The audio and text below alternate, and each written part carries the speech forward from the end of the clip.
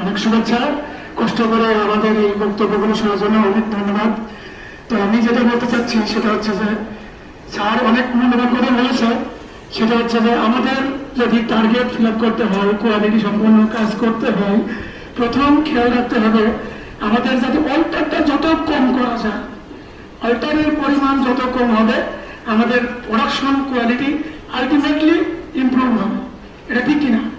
আমি একটা বডি যদি খুলি, একটা বডি কাজ করার পরে আমি অল্টার হলো, সেটা খুলতে গিয়ে যে টাইমটা লস হচ্ছে সেই টাইমে কিন্তু আমি দুটো বডি প্রোডাকশন করতে পারি।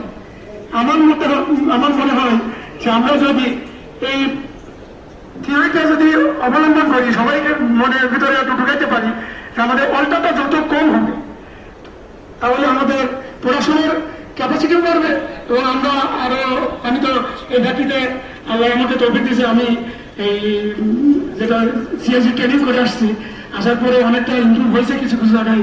স্যার বলছেন যেটা হচ্ছে যে লেজার লাইট লাগানোর জন্য আমি করতেছি, 2টা লাইন আমার চালু আছে। তো আমরা চেষ্টা করতেছি যেগুলো হেল্পার কমানো যায়, যেগুলো জায়গায় অনেক সময় মার্ক ডিলেট করে মার্ক হেল্পার বন্ধ করে আমরা কাজ করি।